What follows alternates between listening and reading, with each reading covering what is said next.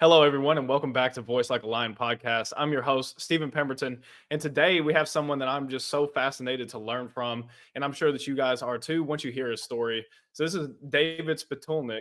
He is a successful executive with over 40 years of experience in both large technology companies, which is incredible, and in consulting to and leadership of mid market companies. They're closely held family owned businesses across a variety of industries. David has served on the board of several international joint ventures. He led the development of, while at Motorola, we'll get to that a little bit. He Mm. also led the development of initial board charters and served on the advisory boards for six closely held businesses ranging in revenues from 15 million to $600 million. Like that's 600 million. That's incredible. David, welcome to the show. Thank you very much. It's a pleasure to be here. I'm excited for this conversation for a myriad of reasons. I have some really close friends in the what we would call nowadays the SaaS industry, so the software as a service. They're some tech founders, and I would love to get your perspective before we dive into your story. This is just a question that's coming to mind. With the evolution of technology, even we were talking about this offline, what do you see after being in technology for over 40 years? What do you see being the next big innovation? We keep hearing about AI. Do you really think that AI is like the next big thing? You know, if if I could answer that, I would have already gone out and patented it, and so that we were ready, and you would be able to find it. I think it's part of the answer is it depends on what's going on at any point in time. Mm, I think that AI is becoming more and more of a reality.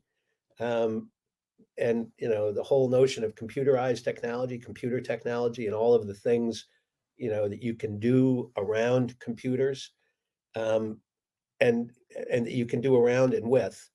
And I think that you know as you look at and you think about artificial intelligence, it's going to be how can it help you, but also the development of something that is it. I hesitate to use the word control, but what's the counter to the artificial intelligence? You look at, I ask a question of artificial intelligence and it comes back, and you look at all the things where people have been accused of plagiarism lately, or people have been yep. accused of misquoting and whatever. And a lot of that stuff has been generated through artificial intelligence.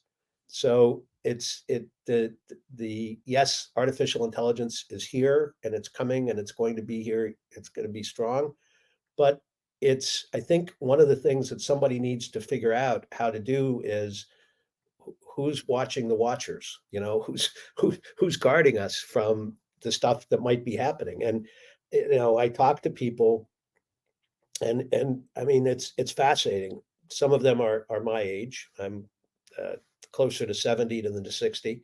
And but some of them are I would imagine your age and even younger, who say they're scared. They're just absolutely petrified of what this stuff is going to do.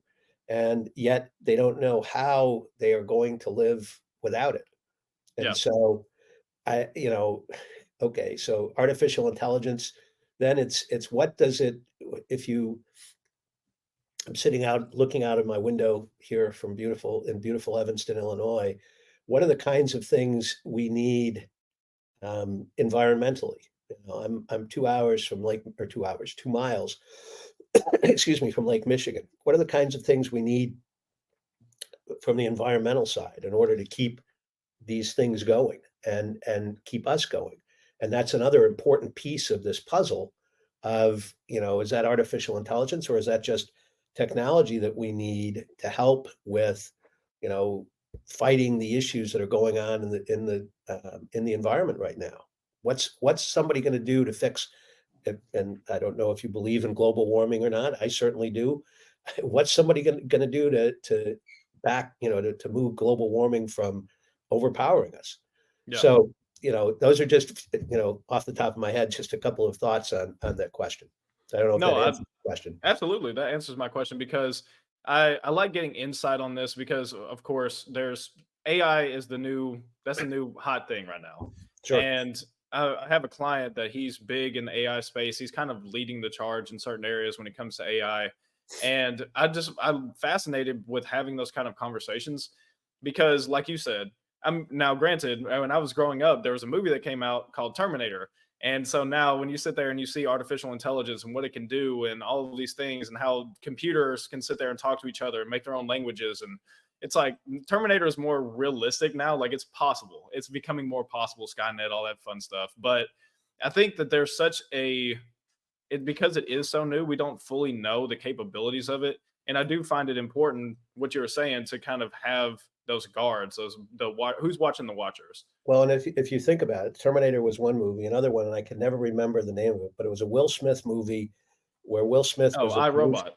I, Robot, which was based on a very famous, I think it was Ray Bradbury novel, Hmm. where, people never, I mean, this is how people met. And, we're only two-dimensional on the screens, Yeah. but, in the I, Robot movie, it's you sit at a conference table and there'd be 3D projections of people.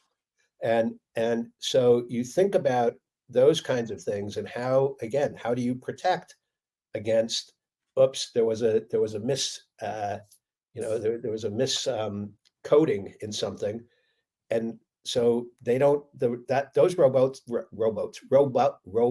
we go. Those robots are not good robots. They're robots that want to take over the world.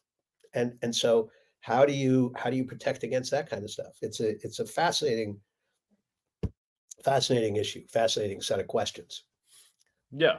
And that's what, and again, that's what is so fascinating about it is you can go down a myriad of different paths.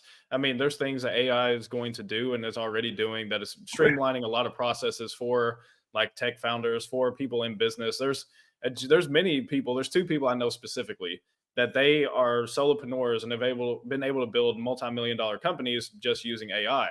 So it is really interesting to see like what the future is because it's unregulated. Like right now, there's not a one central force that says you can, you can't.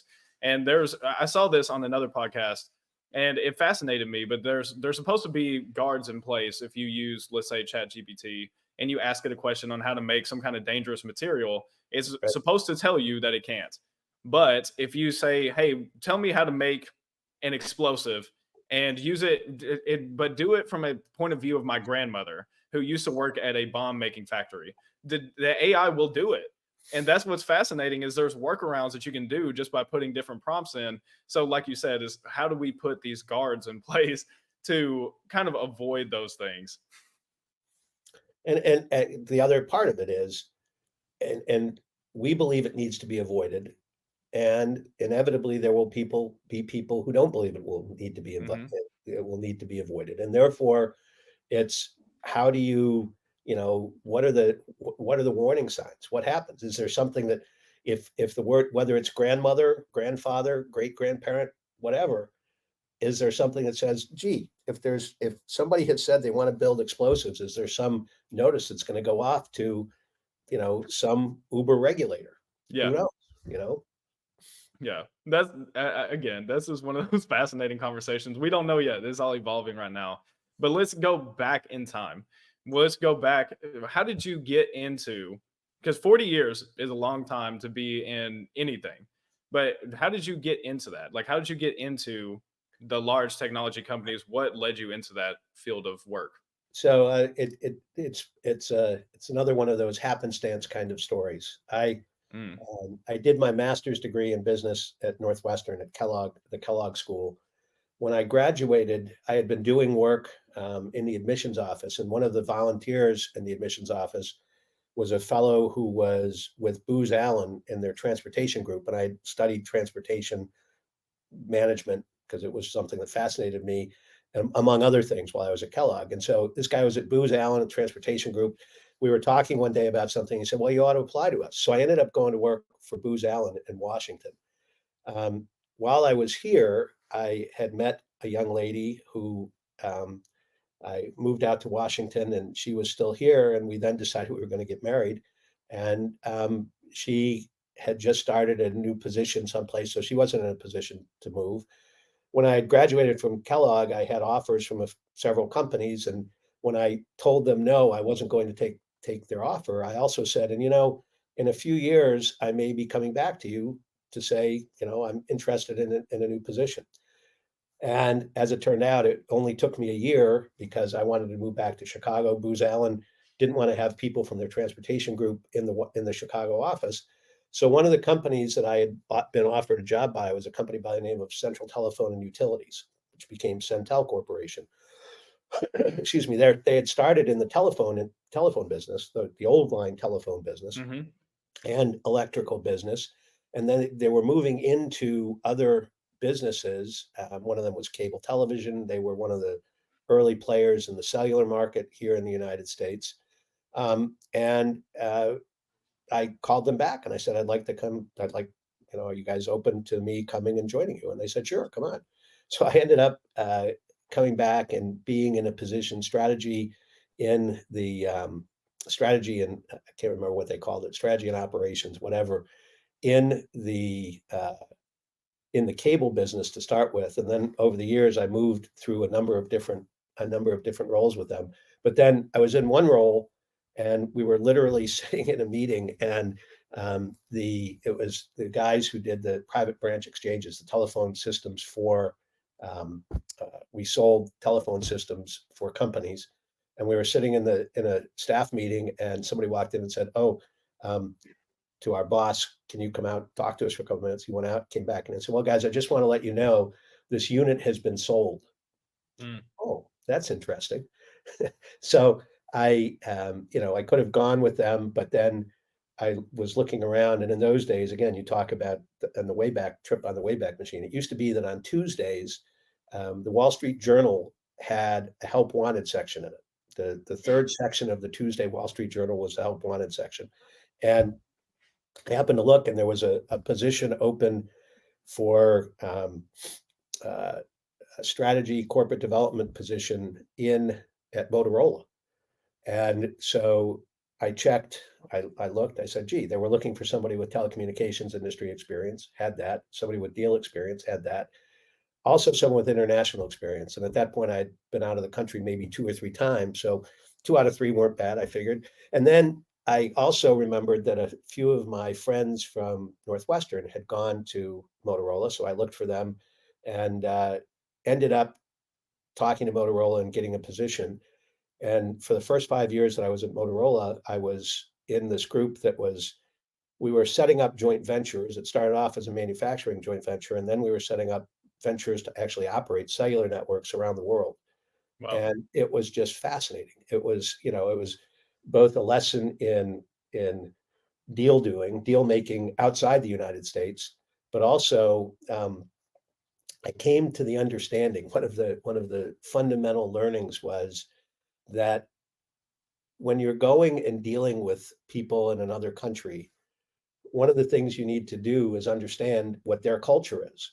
And so I would joke with people that I had a virtual locker at O'Hare, where whenever I got on an airplane to go offshore, I would park all of my preconceived notions so that I could go and just do things the way that, not violating any of the rules of integrity and corporate values and all that kind of stuff, but understand what the local culture was. So I ended up spending almost 17 years at Motorola, and during that time, I think I was in I think I was in something around 60 different countries, just Wow. doing a variety of deals and in a variety of different areas. And so it was just so the time at Motorola was interesting. And then um, in the early 2000s, one of the things, back up a step, as well as being this cultural or this industry force and technology, Motorola, there was a very strong sense of of values at Motorola that were fundamentally, you can't violate these values.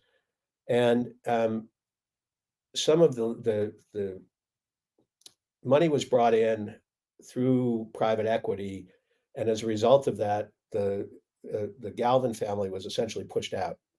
Chris Galvin at that point who was the grandson of the founder, was essentially pushed out the door, and the value structure at the company, I believe, changed. And I then said it was time for me to go because I wasn't I was not in a place where I was enjoying myself anymore. Yeah. So 2004, end of 2004, I walked out the door not being sure what I was going to do, and then started doing the consulting work that I've been doing off and on, both private as well as but for myself, as well as working for other companies. and having occasionally been brought in to run companies since then. So anyway, long answer to your question. I'm sorry. I'm good. No, I love the long answer. That's why I asked the question, because I know that not just me, but the people listening are interested in your story. That's what the podcast is all about, is to highlight your story. It's not to highlight the questions that I have. Because the when I hear you talk about those things, I've heard people talk about it. I would love for you to share this part. So I heard you talk about the cultural aspect of it. Did you find that when you went to other countries, if you, instead of, like you said, bringing your preconceived notions with you, if you interacted with them on a cultural level, did you find that at the deal table that it made a big difference? Like if you and I met for the first time and I was from China and you interacted with me, and you, even if I knew you knew nothing of my culture, but you tried, it would at least spur me to go, well, at least he's interested, at least he's trying. Well, I'll tell you again, a couple of stories. So one story, the very first transaction I worked on was to set up a joint venture with a company in Spain, and it was going to be a manufacturing joint venture. Literally, I started with Motorola Halloween of 1988, and on November 16th of 1988, I was sitting in a meeting room in Madrid with people from the company that we were trying to do a joint venture with. So we worked over the course of the next 4 or 5 months, and we had come down to a point where there were a number of issues, 4 or 5 major issues left. We had spent the day before this thing that I'm about to tell you about happening, talking about the fact it was going to be a manufacturing joint venture where it was going to be using a lot of Motorola people, bringing a lot of Motorola people in. And yes, it was going to be in Spain, but we were demanding that, requiring that the official language of the company be English, because we were bringing our team over, and we didn't have, or we didn't, I didn't know of a lot of people who were, fluent in Spanish as well as understanding what our technology was. So we spent the entire afternoon talking about, the language. The next day comes, we're supposed to meet at like noon. And so I walk in with, I think that we had a couple of attorneys, a couple of finance people. So there were 4 or 5 people from the Motorola team. We walk in at noon, we're sitting and waiting and waiting and waiting. And finally at 2 o'clock, they come and they say, okay, let's go in the conference room now and start the meeting. We walk into the conference room, and almost immediately my counterpart from the other side of the table looks at me and says, oh, it's time for lunch. Let's go to lunch. And I looked at it and I said, we've been waiting for a couple of hours. Can't we just order lunch in, and we'll go forward? He looked at me and said, David, lunch is as important to the Spaniards as English is to Motorola. I said, okay, let's go to lunch. So we walk out the door. We're going probably 3 or 4 blocks away. I happened to be walking next to this guy, the guy who was my counterpart. The rest of the team was in front of us. First of all, the guy we're walking, we're kind of having a conversation. He links his arm through my arm. So, oh, that's interesting. And then through the course of the 5 or 10 minute walk, we talked about the 4 or 5 issues that were on the table, and we resolved them. Well, And we get to lunch and we sit down. I say to our team, okay, guys, I know that our corporate policy is you can't have a drink at lunch, but he and I just resolved the issues that are on the table. We'll talk about it when we get back. So why doesn't everybody have a drink? And I said, look, you can't have done that. Guys, we did it. So we had a drink, we went back, we put the stuff down, and that was how, totally not something I would have expected, walking arm in arm down the street with another gentleman, and we resolved the issues. Total, not culture that I'm used to, not something that I'm thinking about. But that was the beginning of my understanding of cultures. And then another time we were applying for a license to operate a cellular network. I can't remember where it was. It was someplace actually down in Africa, but I don't remember which country it was. And the RFP, request for proposal, was, one of these things that was probably a couple 100 pages long. So we well, get that and we say, okay, fine. The next day, we got a 1 page document that was an addendum to the RFP. And that 1 page document was, here's the title and the name of the official. Here's how much you're expected to pay to them in order to be considered for this license. So I just said, we're not going to apply. This goes against how we work. And they, what do you mean we're not going to apply? No, this is not the way we do business. So we said, okay, fine, we're not going to apply. It was just, but again, totally, you understand what our culture is. You understand what the culture is of the place you're walking into, and you try to adapt. But when you reach the border of what you are willing to do, you say no, thank you. And people would always say um, uh, I believe that this still exists. There used to be something called the Foreign Corrupt Practices Act, which was a law in the United States. People always you say, well, just abide by FCPA. The issue was that there were so many areas of gray in the Foreign Corrupt Practices Act that having this core set of beliefs and values of our rules of how we engaged with people, again, what was integrity, it just made it so much easier because, yeah, there was gray in the law, but there was black and white in terms of what we could do. Yeah. So, Yeah. And that's what is really interesting about that is I've heard it said before that it's the power of your no. Like you have to be in a season of no, like not just knowing things, but actually just saying no. Because I see that quite a bit. And I was stuck in that for a little while too, where it's like, I'll just say yes to it and then we'll see how it plays out. But really, if you can hone in the no, and that was actually going to be my question because I'm sitting here, I'm listening to you, and you're talking about these joint ventures and these deals, and especially that getting to this point where you're going, thank you, but no, thank you. With all of your time spent, 17 years in Motorola, almost 20 years in doing the consultancy work, with you working with these larger companies, I mean, 600 million is a pretty fair sized company. When you, I've heard this terminology, but I would love to get your perspective. Is people when they go and they do a joint venture or if they invest, if they're a venture capitalist, they say that you bet on the jockey, you don't bet on the horse. So, have you seen that to be true, or does the horse actually matter? um, yes, the horse matters, the jockey matters too. It's about teamwork. Yeah, And, you can have the best horse in the world, but if you've got a crappy jockey, it's not going to go anyplace. You can have the best jockey in the world, but if you got a crappy horse, it's not going to go anyplace. So it's about the team. And how do you move the team? And to your point, when do you say no? I think I've written a couple of articles about the power of no, as you talked about. There was one, actually, you were just kind of, I don't know if you did this intentionally, but I met a woman a few years ago who talked about the three no's: no, N-O, K-N-O-W, and knowledge, the no and knowledge, hmm and how those three things are intertwined and interact. And it's just a fascinating thing where, you know, it's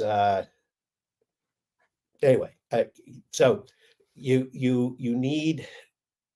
need to have a team. So you need the jockey as well as the horse. Frankly, you need the people that are preparing both the jockey and the horse. The people that we rarely, if ever, see. yeah, There is important too. And so it's all of the above. that's what I thought. I just wanted to hear it from somebody who has more experience than me in the business space because I hear that used a lot. I mean, my mom used that the other day. It's like I don't bet on the horse. I bet on the jockey. It's like yeah, but if the jockey's riding a donkey and everyone else is riding a stallion, I'm pretty sure that they're going to lose. It doesn't matter how good that jockey is.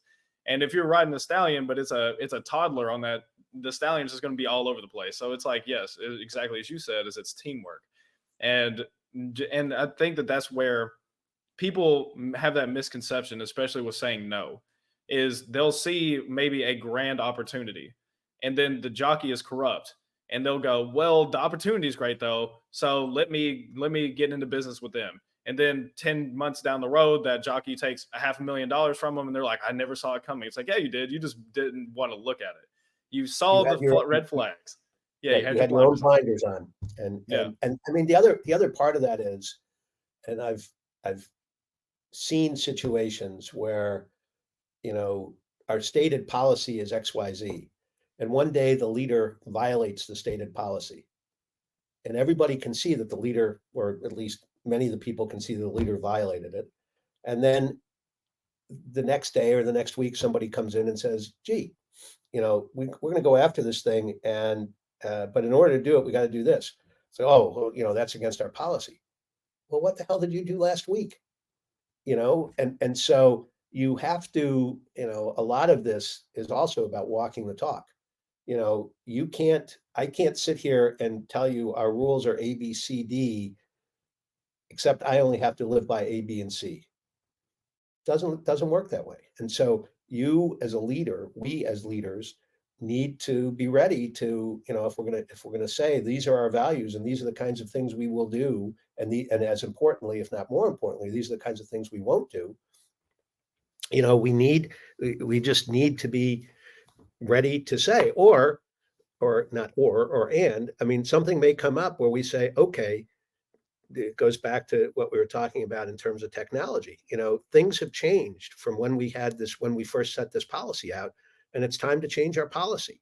But we need to do that open and above, as opposed to doing it behind closed doors and not telling anybody. We need to, again, say, okay, guys, this is the way we used to do it. Now we need to do something differently. And let's go out and talk to people about it, make sure they understand that our values have changed, that the things we're doing have changed, so that nobody comes in and says, well, you always talk about blah blah blah, but now you're doing blah blah blah. It doesn't work. Mm-hmm. That's really good. You should write a book on leadership, like becoming an insightful leader. So for those of you watching on video, this is the book, Becoming an Insightful Leader by David. Make sure to pick it up. My wife is more than halfway through it. She loves it. And as you can tell, because of being in the field that he's been in for so long, is he has deep knowledge and understanding and wisdom to share. And that's what I have picked up on from the book just through my wife. And so I would love why did you decide to write the book? It's something that I had been thinking about for many years. I actually wrote the book in 2016, 27, I don't know, 2017, 2018. And I'd been thinking about doing it. And it was something where I actually had two clients who, almost within a couple of weeks of each other, said, something has come up. We need to change what we're doing, and we can't continue to engage you in the work we're doing. So a significant portion of my time suddenly was free. So I'd been thinking about this, and again, becoming an insightful leader, and it's about the leadership journey. And I've been fortunate through the years to have had ups and downs and ins and outs. And, we talk about the peaks, valleys, and plateaus of leadership. Yep. And so I just wanted to share what my observations were. And, I wrote about my journey, but I also had the wonderful opportunity. I think I interviewed over 50 different people for the book, and there's a number of quotes and stories that are in there about their journeys and things that they've learned for these particular things. And so it was something where I said, okay, I'm I don't I hope I live a long, long time. I hope my brain is together for a long, long time. But these kinds of stories, too many people don't tell them. And Yep. we need to share our stories. And so this was an opportunity for me to go out and share the story. And so it's that book. And now I've talked to some friends, and it's okay, what are you going to do next? It's like, well, what's the next book going to be about? And I'm thinking about it. We're working on it. But I talk to people all the time. I mean, the planning process, excuse me, when I left Motorola and I started working as a consultant, um, I went and I remember talking to a number of smaller companies and people about planning. And I was using Motorola speak. And many of the people kind of looked at me like I was from another planet, which in retrospect I probably was. And so I spent some time and I realized that planning, business, long range planning, comes down to 4 or 5 questions. how do you define long term? What do you want to look like when you get there? Where are you starting from? How do you get from where you are to where you want to be? Those are the four fundamental questions in strategic planning and operational planning. Those are the four fundamental questions. And then there's a fifth question that comes in. Now that you've got those things kind of boiled down, what's your process for evaluation of new and different opportunities? Because if you don't have a process for the evaluation, very often confirmation bias will say, gee, this is great, let's go and do it. Well, one of the things that there are maybe a few people around who have unlimited resources, but not not many. And they may be unlimited resources of money, but you never have unlimited resources of time. And so it's you have to not only look at the new one, what's the how are you going to decide what to do, but oh, by the way, if you decide you're going to do something new, how do you go back and look at what you're doing already and decide what you're going to stop doing? And so within the planning process, having those four questions plus one for businesses was critical. Then one day I was talking to the leader of a small family business, or it was family business. And this was pre-COVID. And I said, what's the, let's talk about what's long term. He said, 6 months. I said, what's going on? He said, well, right now we've got some issues with the family and the resultant issues with ownership, where if we don't resolve these issues, then the whole thing is going to blow up. And so we need to look at who the people are and what they're doing and how they're doing it, and work together on, what are these family objectives and personal objectives. So I realized at that point that these questions, these five questions, are as relevant, if not more so, for individuals than they are for businesses. So a lot of the work I do today is around, coaching and advising individuals. Yeah, that reminds me of a story. I heard this other day from Jeff Bezos, and Jeff Bezos was talking about growing Amazon, and it was fascinating because he talked about decisions, like you were just talking about. You're discussing these decisions and what you're going to do if you do decide to move forward with it. What are you going to give up? And he was saying there's certain decisions that you make that it's two doors, and you take the time, you do your due diligence, and you pick a door. And he said if you're wrong, you go back through that door and you go through the other door. He said now there's other doors that they're one-way doors. He said those are the ones that have the ability to grow your company or destroy it. And he said those are the doors that if you decide to walk through it and it's wrong, then it's going to detrimentally set you back. Yep. So just hearing you talk about that, I love that you broke down those different aspects of what it looks like to basically have a strategic plan. Because I had a gentleman on my podcast, and he's been in strategic planning for many, many, many years. And I went and we did a strategic plan with him, and it just seemed really long and complex. And I was like, this makes sense of why I'm doing it, but it doesn't fully make sense. But just the four questions you just said, like those four things, those four different aspects, that like brought it all together for me. It made it make sense. And because you simplified something that is complex. So yes, you can get into what is your 1 year, your 10-year plan, these different things, but you simplified that for me. Well, and it's planning, you said it absolutely right. They're simple questions, but boy, when you get into them and you start working around them, it's as whether there's only two doors or there's three doors or whatever. You know, part of the issue is going through the process of thinking about what you're doing and thinking about it and gaming it out. And what you have to be careful with as you're going through that is, you can get into a doom loop, where Mhm. you never get out of the loop because you're spending so much time evaluating. At some point, you've just got to say, I know enough to move on, and I understand what the implications are if I move on, whether I'm in the two-door situation or the one-door situation. And okay, I'm ready to make that move. I mean, it's the oh, I can't remember what the name of the curve is, but there's a curve where, you're doing something, and for a while, your every action you take, does significant improvement, moves you significantly along the curve. You hit a point where the actions that you're doing are not, the slope of the curve is not as steep. In fact, it may be driving you down. What you've got to do is get to the point of understanding where you are in that curve. so that you can say, okay, I don't need, it kind of goes back, or it goes to this notion of when you're doing planning and you're thinking about, should we go off and buy this company? Part of what I suggest to people is, look, write down all the questions you want to ask them, all the questions that you have to answer, all the questions you want to ask them. Number one. Number two, then go out and say, okay, these are need to know versus nice to know questions. And then within the nice to know questions, if you don't have the answers to those, it's okay to still go on because you've got the need to know stuff. And too many people get caught in that, oh, there's 5 questions we haven't answered. I can't move.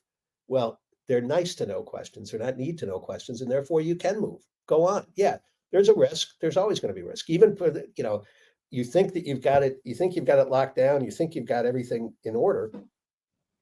Guess what? You have everything in order in your environment with the quantity or with the variables that you're aware of. You have no idea what the guy next door is doing that might blow the entire thing off track, even though your doors, you said it was 2 doors, you go through that door and you get blown up immediately, even though it was one where you thought you could reverse from. You know, Hmm. it happens, move on. I love that. That's so good. For everyone listening, this is why you have to pick up his book. You have to get and become an insightful leader. The one biggest aspect of my story that people seem to hone in on, and why I've been able to work with the people I've been able to work with, is because in being an insightful leader, and is not just, well, this is my process and it's always this way. It's learning. Like, that's what I love about this conversation is, yes, of course, I'm letting you tell your story, but I'm learning things. Like, I'm being able to pick up on different aspects and learn. Like, for the people listening, that's one of the greatest key indicators that you could possibly imagine when it comes to growing your business, is how good of a leader are you? Like, the way that you hire people, the way that you cater to people, the way that you actually help them grow is the rate and the speed of which your business can grow. Well, Do and you it's find that to be also, true? I do. And you Okay. just a couple of minutes ago, you said something about being an insightful leader as opposed to becoming an insightful leader. And when I was working on the book and starting to think about it, the being role, you're there and you're kind of stuck in that, as opposed to becoming, meaning that you're always trying to grow, you're always trying to improve. And so um, I think that that's an element of this exercise that people, I've been successful. Why do I need to change? Well, okay, you've been successful in the environment you've lived in up until now. But again, as we were talking about earlier, the environment tomorrow is going to be a totally different environment. How Yeah. do you get to success in that new environment? So I'm sorry, I don't know. I don't remember what your exact question was, but No, it was it awesome. is the notion of becoming, Yeah. for me, is about continuing to grow. I mean, I I remember speaking on a panel a couple of years ago where I was at my undergraduate college, Haverford College, and there were 3 of us who were on this panel. And one of the guys had been in the financial services industry, and his wife, he loved to sing. And so for one of his birthdays, his wife and his kids gave him paid for lessons. I think it was, I don't remember what, but singing opera type work. He went on to the point where he now, he quote retired from his financial services thing, and he sings with one of the one of the orchestras in Boston. He regularly sings at the music festival that's in Western Massachusetts. I think it's not Wolf. It might be Wolf Trap. I don't remember which one, but he's really going and continuing. He's entered his second, third, fifth chapter. The other guy on the panel was talking about how proud he was that his wife now, once or twice a week, allowed him to make the coffee. And that was such a neat thing for him. And that was so, and I'm kind of looking at these 2 guys and saying, oh my goodness, what, there's a little bit of a difference between these two, these two Yep. things that are going on here.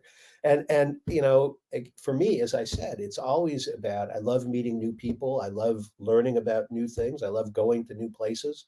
Haven't been able to do a hell of a lot of that over the last few years, but um, it is always just, what can I learn from who I'm with so that I can continue to grow? Yep, absolutely. That's exactly why I have the podcast. The podcast is for everyone listening to be able to learn, to be able to pick up some stuff, and not from just a preconceived, basically the structure. Because if I had a structure, we would have missed out on a lot of gold that you gave us, especially right towards a lot of gold right there. And I just want to thank you for coming on the show. Before we end it, though, where can people find you? How can they get more of David? Well, if you go again, my name David Spitulnik. Uh, if you go, I'm on LinkedIn. There's a my consulting practice is called Spitulnik Advisors, and the website is spitulnikadvisors.com. Um, or they can reach out to you, and you can tell them how to find me. Yeah. Well, it'll all be in the show notes. So for you guys listening, yeah, if you are just like, ah, you know what, this sounds good, but I'm not sure how to type that all in, don't worry about it. Go look in the show description. I have all of his links right there. You'll be able to just click on it, go straight to him, and make sure that you do go tap in with David. Make sure that you go learn what you can from what he already has out there. And then if you are a mid-market company, if you're someone that's looking to scale and grow and to overcome some of the obstacles maybe you've run into, make sure to go to his advisory company and talk to him there as well. And the other thing I would say is don't, it's not just about the company, as I said a little while ago. One of the things that always is amazing to me, and Hmm. it is the nature of being a human being. We all hit bumps and roadblocks, and we all need occasionally somebody to help us think. One of the most powerful things that I do now, my perception is advising, coaching, and advising people on, but being there to help them think about issues that they're facing personally, not just about the business, but personally as Yeah, well. that's good. That's really good. All right, David. Thank you so much for coming on the show today. Thank you for all of your knowledge and wisdom that you shared with us here. And until next time, everyone, go out and have an amazing rest of your day.